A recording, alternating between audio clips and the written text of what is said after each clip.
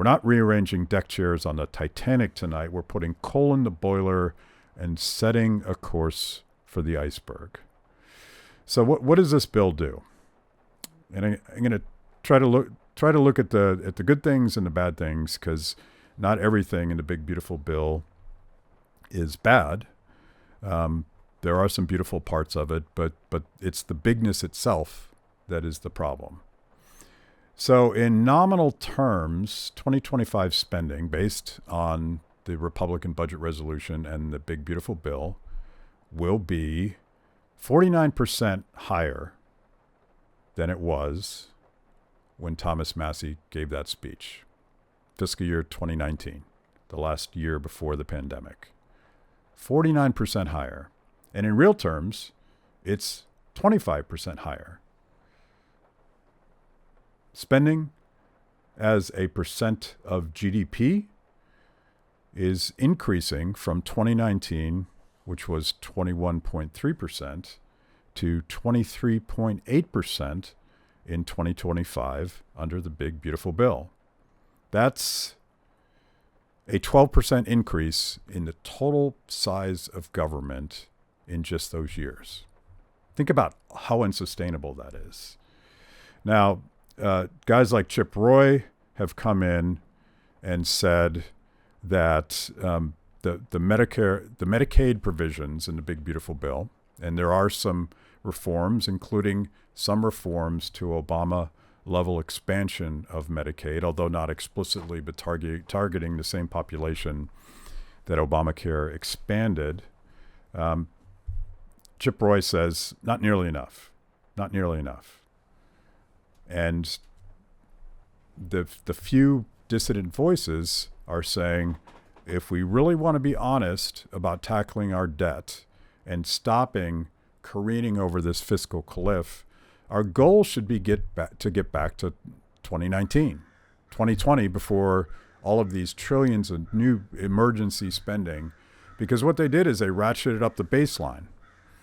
And we were promised to be temporary. They're supposed to come back down.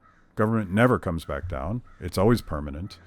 And they're arguing that between the continuing resolution that codified Biden-level eras of spending for most of this current fiscal year, the budget resolution, and the big beautiful bill, we're not getting it done. We're definitely not touching DOGE, and this is where Stephen Miller comes in. And he's right, but he's being disingenuous about some of these. And I'll read this to you, and you can decide.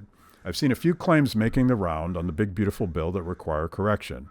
The first is that it doesn't codify the DOGE cuts. A reconciliation bill, which is a budget bill that passes with 50 votes, is limited by Senate rules to mandatory spending only. Example given, Medicaid and food stamps. He's right. And that has been the tradition. But these are, I should point out, Senate rules.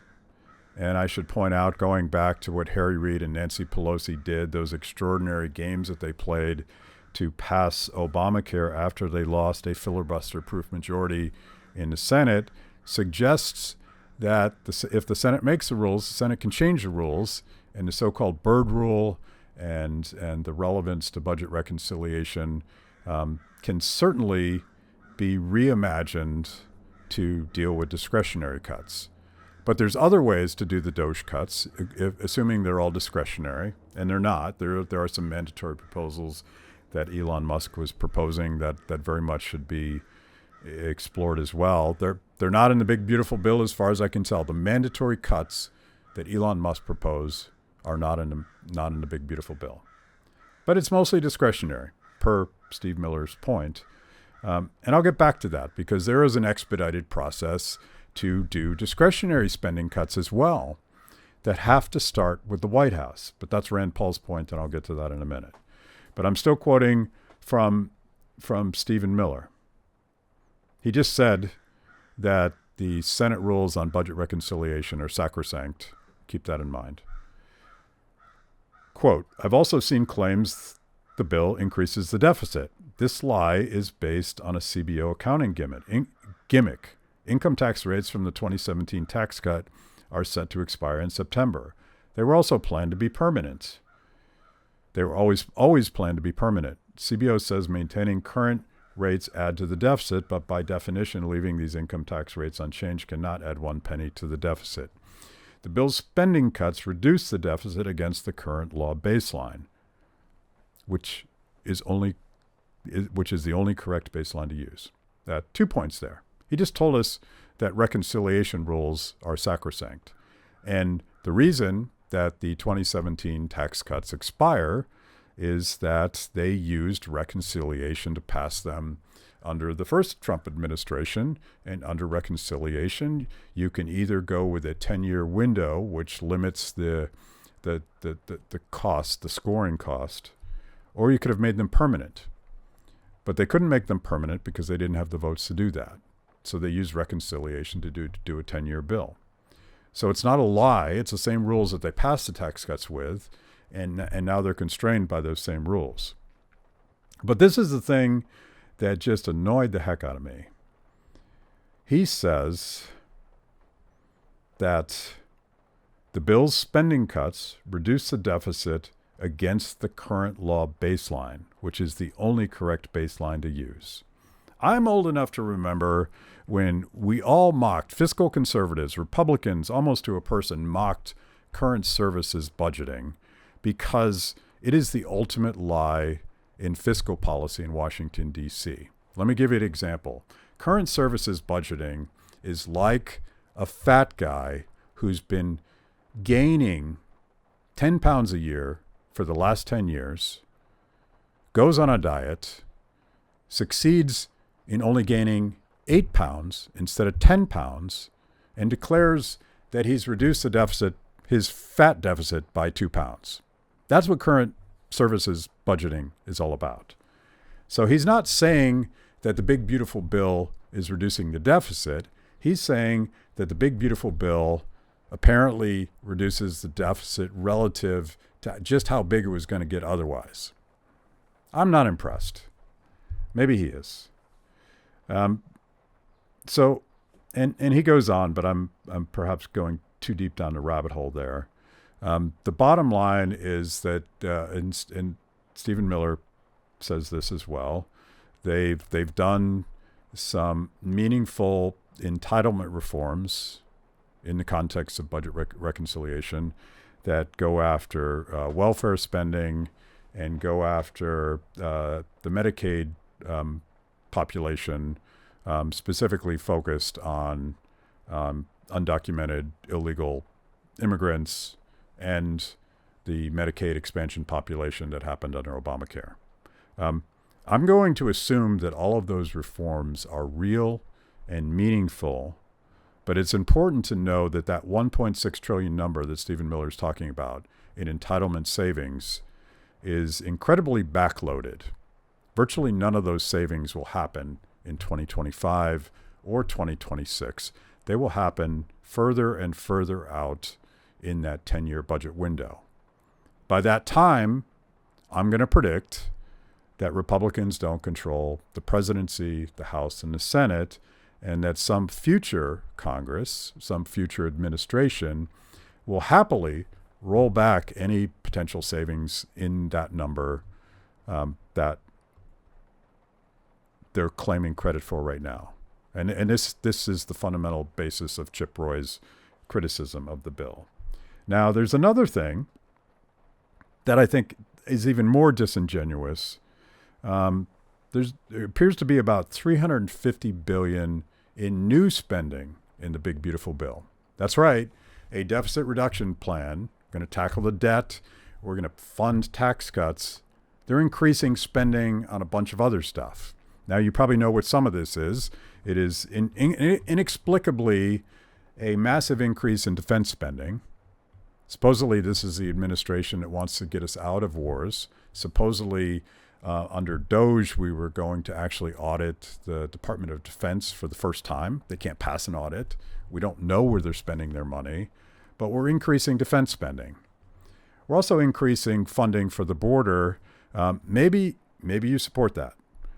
I would say that there's plenty of money in the federal government in the agencies that are appropriately assigned to defend the border to actually do their job without increasing that money. But let's say that spending's good spending, if that's where you're coming from. And then there's a bunch of infrastructure for industry. It appears to be undefined as far as I can tell, but a bunch of new money for industry infrastructure and rural infrastructure. Don't know what that is. Gonna guess it's a slush fund for swing Republican districts that want to bring the bacon home.